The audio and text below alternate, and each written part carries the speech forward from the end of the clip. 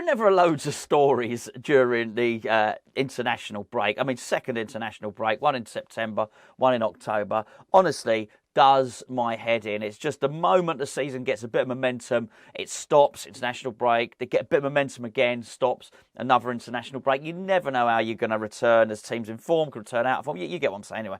A load of stories pop up, and they tend to be a lot of rubbish stories, quite frankly. We already talked about the one about Thomas Souček. We've talked about the one about Kurt Zouma. People have got to make stuff up, haven't they? But there's one thing that I did find very, very interesting over the last couple of days, and that was the story that West Ham have no money to spend. Now, this is interesting because it's not been made up by a newspaper or a website. This has come from the club. The club are briefing this news that there's no money to spend.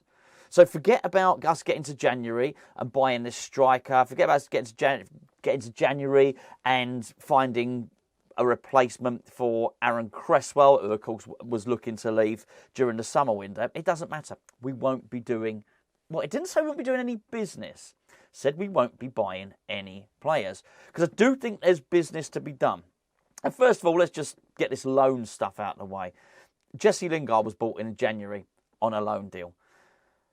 Thomas Souček was bought in January on a loan deal. Now, somebody did say the other day, Bowen on a loan. It wasn't.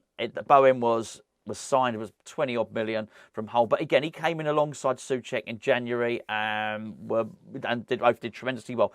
But initially, Souček came in on a loan. So buying on a loan, getting someone on a loan doesn't mean that you don't sign them, by the way.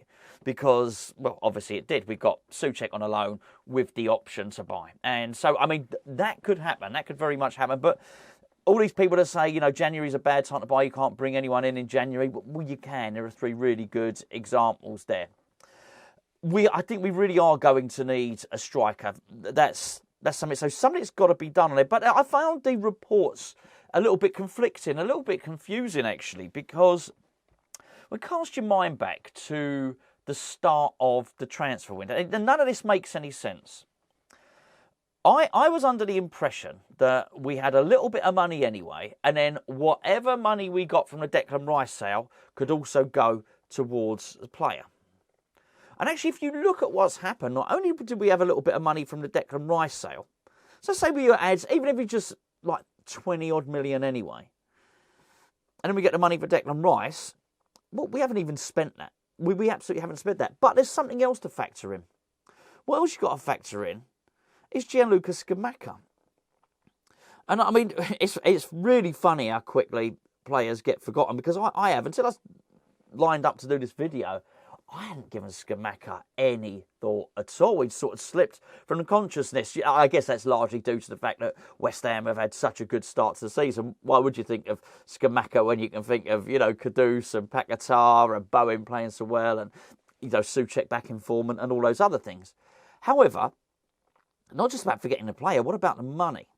Because whilst we bought him for 35 million and we did make a bit of a loss on him, we still haven't agreed a deal to sell him for 25 million. It might even be 27 million. My point is there's money there for another player. Okay, we lost money on Vlasic, if you remember, but I do think we've trousered the best part of 13 million for Nikola Vlasic. So why is there no money available? And actually, in all honesty, I don't believe it. That's the truth. Sorry, but I don't know why. My microphone's all the way over there. Okay, look, there's my microphone. I don't believe it. I don't believe it, actually. We were rumoured to be in for Hugo Ekitike, who, of course, is the Paris Saint-Germain striker.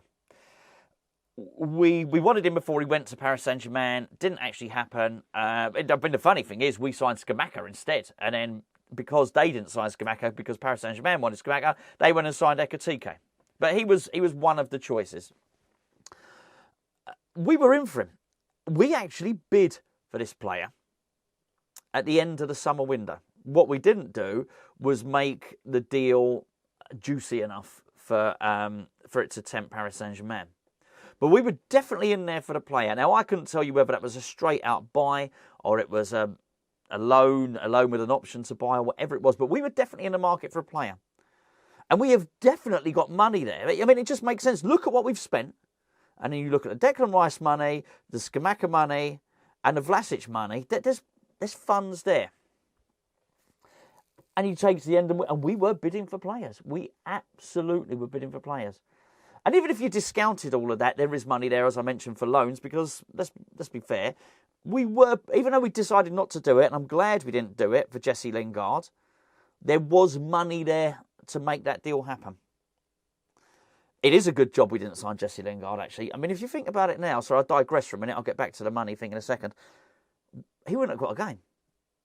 Can you imagine a scenario where he would have, I'm not saying he wouldn't have come on as a sub at some point, but can you imagine a scenario at the moment where Jesse Lingard gets in the team? He wouldn't get near the team. He wouldn't even, it would still be Kudus that David Moyes brought off the bench, and I'm hoping Kudus works his way into the first team, but I just couldn't see much of a situation where he played. He might have played against Lincoln or something like that, but I just can't see any scenario. But they were serious about it, because they were so serious, West Ham, that they had lined up a behind closed doors friendly match, which he played in. Was it Ipswich? Might have been Ipswich. Anyway, that never happened, but it does show that there's money there. It does show that West Ham have got money. The West Ham have got the desire, even if they haven't got the means to sign a player. Now, I understand that they might be putting out a little bit of misinformation, and why wouldn't you? I'm just not sure anyone's going to buy it. So if what they're trying to say is they're trying to peddle this narrative out in the public domain, that West Ham don't have any money, so we're not going to go and buy anyone in the January window. Maybe they're doing that so as nobody tries to pull our pants down and make us pay an overinflated price. But I don't know. I'm not sure. Look, if I can sit here and do some very simple arithmetic and work out that we do have money in the bank, then I'm very sure that the other clubs can as well. So also worth, I'd like to point out that that Gio interviewed Kieran Maguire, who is the authority on football finances, and he interviewed Maguire, what? I don't know, a week ago, less than a week ago, and he said, we are cash rich. West Ham United are a cash rich club. You have money. Honestly, that's what he said. You go back. If you don't believe me, go back and check the video last week over on the main channel. He's from The Price of Football. He lectures at university about football finances. He's the guy. He's got Sky Sports wheel him out. Talk Sport wheel him out. BBC, anyone that wants to know about football finances, Maguire is the go-to guy. He told us West Ham are cash rich. So I think we can afford a player. And I don't know why. Maybe we just played it. It could be a messaging just for the fans if they don't expect to sign anyone in January. Maybe we're not. Maybe we're using that money for something else. Maybe it's going towards the January, the summer transfer kitty. Who knows? I don't know. But it often reminds me of, I mean, it was, funny enough, it was Bill Kenwright, and it was a couple of years ago, it's bloody more than a couple of years ago. But I remember him saying every manager always wants another player. And this is the guy that was the chairman to David Moyes. And I think they do. No one's going to turn that down, right? Now, I understand that West Ham's squad is full at the moment, but let's be fair, there are a lot of players who aren't getting games at West Ham at the moment. So do not rule out someone leaving West Ham. I can absolutely see that. If I were to turn around and say to you, Aaron Cresswell and Danny Ings leave in January, you wouldn't totally disbelieve it. You're not going to put a lot of money down that doesn't happen, are you? So I can see it happening. I can see it happening. David Moyes would certainly take another player. He knows he needs a striker. The club are after another striker. Now we've got a director of football who, as we understand it, is constantly monitoring different players to bring into West Ham. There is one further scenario which I will just run past you. And that is that West Ham know exactly who we're going to sign, but he is not available until the summer. So that's why we're not going to sign him. Would have to be a striker. Anyway, there you go. Just a reminder, something I mentioned a couple of days ago, which is West Ham Hammers Chat. I'll run in an event at the Fatling Pub in Hornchurch on Sunday, the 22nd of October. We're not asking you for any money. It's free to get in. We just ask you for your company. And it's in Hornchurch. The match kicks off at 4:30. Maybe get there for about 3 o'clock. Myself, Gio and Charlie will be doing the build-up show. As we normally do, we'll just be doing it live and doing it in the pub, basically. We'll all sit down, watch the game together. At the end of it, myself, Gio and Charlie will be doing the review, as we normally do. So it's just, you know what, something to do amongst friends. It's a sellout anyway, the Aston Villa game. So even if you wanted to go up there, you couldn't at the moment. So it's the only game on that day as well. I think it might be the only game on that Sunday, only Premier League game. So, hey, if you want to watch it in the bosom of other West Ham, I don't know why.